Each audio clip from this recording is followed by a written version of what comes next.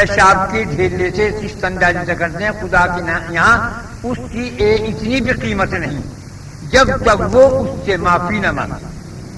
کتنے دل آزاریاں کرتے ہیں ہم لوگ، کتنے دلوں کے دل کو دکھاتے ہیں، کیسے تان ٹیشن مارتے ہیں، انجام کیا؟ دوزخی، سارا دوزخ کا امتحان ہے۔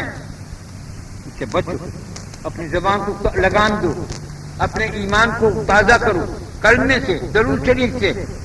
تم جتنا ضرور پڑھو گے اسی اللہ کی رحمتیں نازل ہوں گی، اسے تمہارے دل میں ایمان راسخ ہوگا، جذب ہوگا بلوٹن پیپر کی طرح سے۔ تو میرا مقصد کہنے کا ہے کہ جو ایمان کے تقاضے ہیں انہیں جگاؤ۔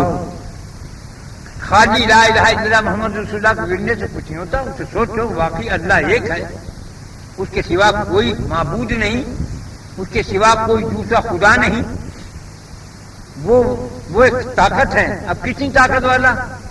جس دنیا میں اب تم بیٹھے ہو، یہ دنیا ہے، یہ دنیا ہے، دنیا کرتے ہوئے قبروں میں بڑھ جائیں گے، اور وہاں جا کے جو کچھ بھگتان کریں گے وہ تم ہی جانو گے۔ ہر کسی کی قبر میں یہ نہیں رہے گا، کوئی نبی ولی نہیں آتا۔ ہاں نبی کریم صلی اللہ علیہ وسلم جو ضرور کی کثرت کرے گا وہاں تو نبی تمہاری امداد کریں گے، تمہارا بچاؤ کریں گے، تمہارا پاس کریں گے۔ جیسا کیونکہ اللہ کے دوستوں سے محبت کرنا بھی ایسا ہی ہے۔ حضرت عبدالقادر جیلانی رحمۃ اللہ علیہ کے ایک مرید مر گیا، آ گیا عذاب کے فرشتے نے کہا تم اسے عذاب نہیں کر سکتے، نے کہا کیوں؟ فرشتوں نے کہا کیوں نہیں کر سکتے؟ یہ ایسا ایسا ایسا ایسا، کہا میں بھی جانتا ہوں مگر یہ مجھ سے محبت کرتا ہے، تم سے کر نہیں سکتے۔ اور اس نے کہا اے رب کیا کریں؟ آواز آئی کہ اے عبدالقادر یہ بہت بدکار ہے یار، ایسا ایسا ہے، لیکن یہ اس کا یہ پکڑ کرنی، حساب لینا ہے، کرنا کیا اللہ یہ تو جانتا ہے یہ مجھ سے محبت کرتا ہے؟ نے کہا ہاں۔ پھر اب اللہ میاں تو فرشتوں کو حکم دیا چلے آؤ، کیوں چلے گا؟ گناہ گار چیز کے پیر تک بال بال۔ اللہ کے دوستوں سے محبت کرنا ان کا چیز ہے، خدا کو تمہاری نماز روزے کا حج کی ضرورت نہیں، اور خدا کو تمہارے گناہ سے کچھ بگڑ تمہارا ہی بگڑتا ہے۔ تم منی میں ہاتھ بھر لو، تم پخانے میں ہاتھ بھر لو، تم پیشاب میں ہاتھ بھر لو، تم کیچڑ میں کود جاؤ تو کیا اچھا لگے گا؟ یہ نہیں، شرافت کا کام نہیں کہ کیچڑ میں کود دے، شرافت کا کام نہیں کہ پخانہ مر لے، ادھر لگاؤ، نماز پڑھو، درود پڑھو، یہ ادھر کا کام ہے۔ پاک رہو، صاف رہو، ہاتھ کو دھو، ہاتھ دھو لو کہ صاف ہو جائے گا، صاف ہوگا، پاک ہو جائے گا۔ جو صفائی چاہتے ہو تو صابن سے دھو، اور جو خوشبو چاہتے ہو تو ادھر لگاؤ۔ وہ نماز ہے، روزہ ہے، استغفار ہے، کلمہ ہے، درود ہے۔ تو بھائی نبی کریم صلی اللہ علیہ وسلم کے زمانے پوچھا کہ یا رسول اللہ قیامت کب کو ہے؟ کیوں؟ کیا تیاری کی قیامت کی؟ یا رسول اللہ تیاری تو کچھ نہیں ہے، البتہ اللہ اس کے رسول سے محبت کرنے ہیں۔ آپ کا سبحان اللہ کیا ہی بہترین تحفہ ہے، کیا ہی پیارا تحفہ ہے، کہنے کہ جو جس سے محبت کرے گا اسی کے ساتھ کا حشر نظر ہوگا۔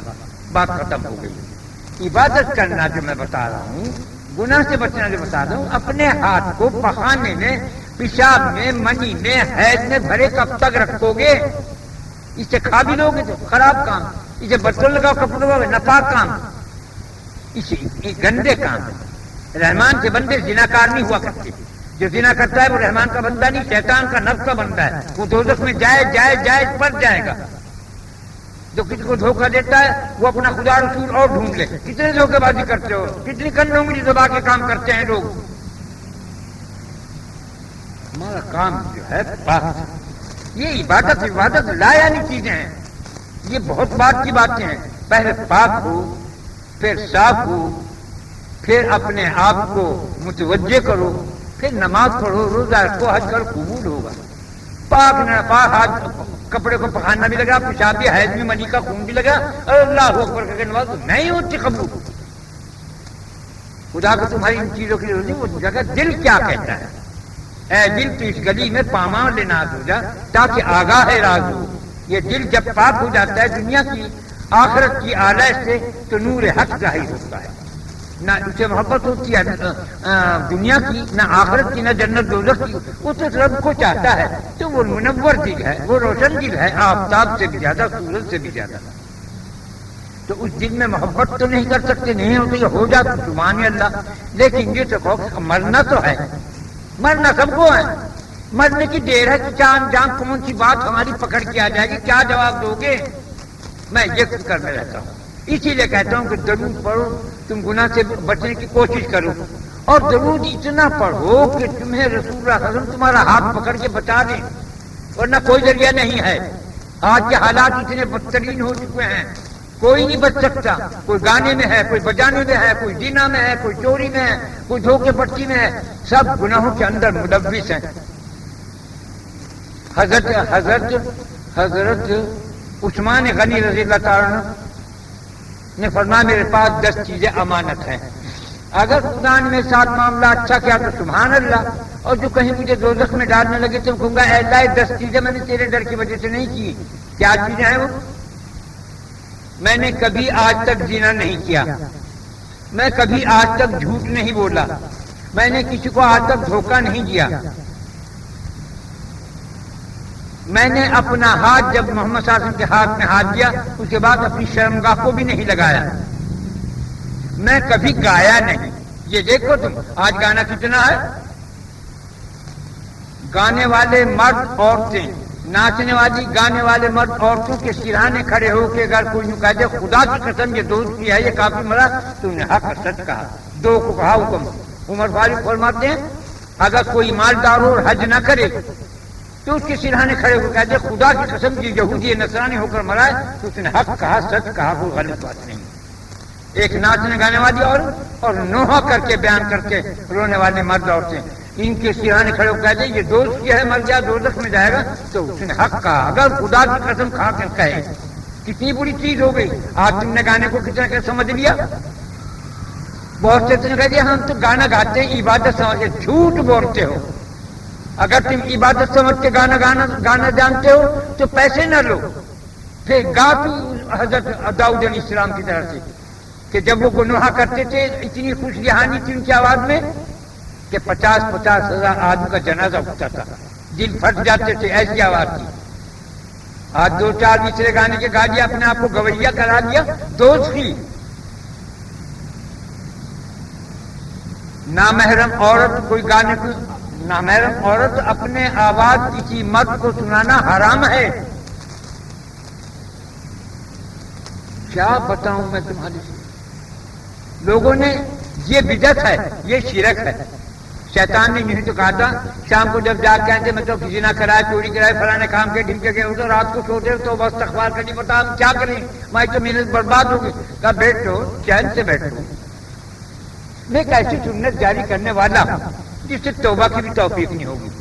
آج وہ ساری چیزیں ہیں، قبروں کو پوج رہے، بدعت شرک کر رہے، گانے کو عبادت اور وہ عبادت مان لوں گا میں جو جن کے اندر محبت کا برانگیز بھی ہو، محبت میں کسی کے گاتا ہو، اس میں پیسے نہیں لیا کرتا،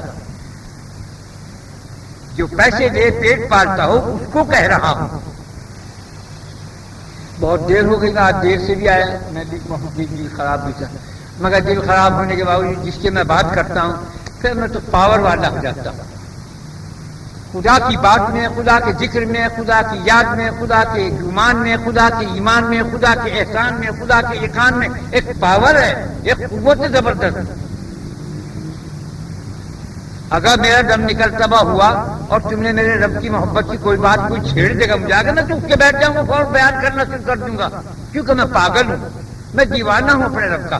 مجھے اپنے رب کے سب کچھ نہیں چاہیے، دنیا رکھی دنیا داروں کو دے، آخرت والوں کو دوزخ کو دوزخ دے، مجھے تو صرف تو چاہیے اور کسی چاہیے۔ صاف کہتا ہوں، بہت آج کل جو پیر پار ہیں پیسے کے، ان کا خدا خدا نہیں ہے، ان کے خدا مرید ہیں، وہ ان کو پیسے دیتے ہیں، وہ ان کو کپڑا دیتے ہیں، وہ ان کو کھانا دیتے ہیں، وہ ان کے خدا بنے ہوئے ہیں، ان سے مانگتے ہیں، اس سے نہیں مانگتے جو شہنشاہ ہے۔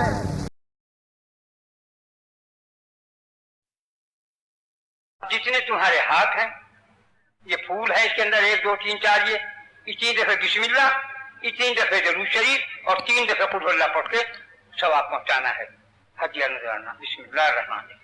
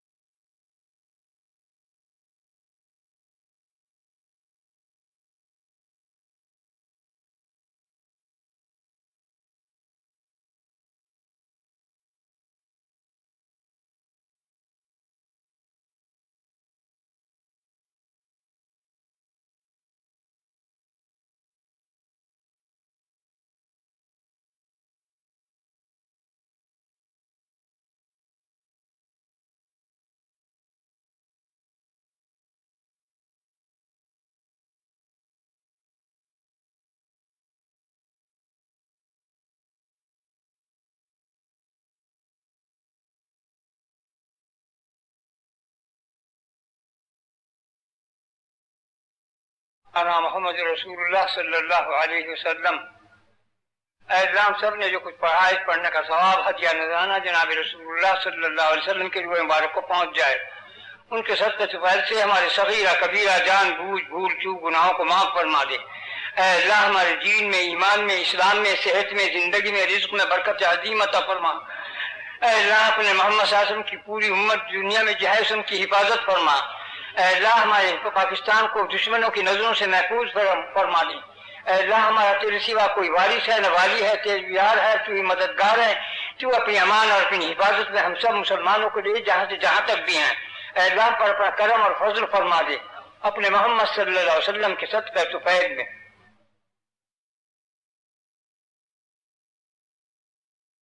برحمتک یا ارحم الراحمین.